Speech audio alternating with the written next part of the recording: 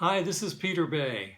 Our opening Masterworks concert in September will be a virtual one, filmed and viewable for subscribers and those who purchase a link to the concert. And on that program, we start with the music for the Royal Fireworks composed by George Frideric Handel for celebration with fireworks, of course, in London's Green Park on April the 27th, 1749. This suite of music is in 5 movements, and it celebrates the end of the War of the Austrian Succession. For the premiere, though, the display was not as successful as the music itself. The weather was rainy, which caused a lot of fireworks to misfire, and in the middle of the show, even one of the pavilions caught fire. Fortunately, we're not having the fireworks indoors, so the music will be safe and sound. Les Illuminations, the Illuminations, is a song cycle by Benjamin Britten, first performed in 1940, and will be the second work on the program. It's composed for a soprano or a tenor and string orchestra, and it sets the verse and prose poems written in the late 1870s by the Frenchman Arthur Rimbaud, R-I-M-B-A-U-D, part of his collection, Les Illuminations. The work begins with a single sentence taken from the poem Parade. J'ai seul la clef de cette parade sauvage. I alone have the key to this savage parade. Now it seems that Britten is suggesting that only the artist, the singer, observing the world with some detachment can make sense of the savage parade that is our world, human life.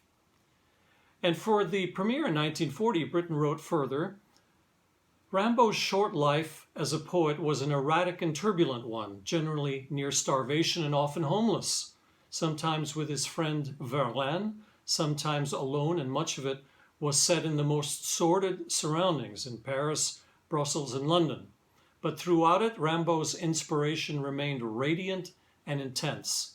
The word Illuminations suggests both the vision of a mystic and a brightly colored picture.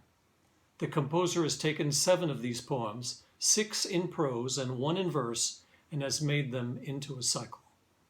Now our version will be sung by a soprano, and a very familiar one to all of Austin. She is Mila Sarah Jane Daly, who happens to be my wife. Now after the Britten, we conclude the program with the ballet Appalachian Spring by Aaron Copland, music that premiered in 1944 at the Coolidge Auditorium of the Library of Congress in Washington, D.C., and has since achieved widespread and enduring popularity.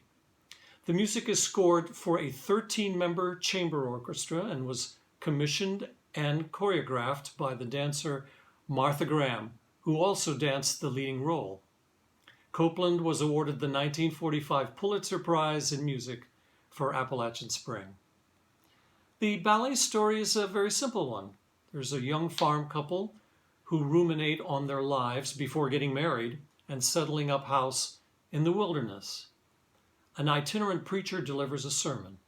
An older pioneer woman oversees the events with sympathy and wisdom.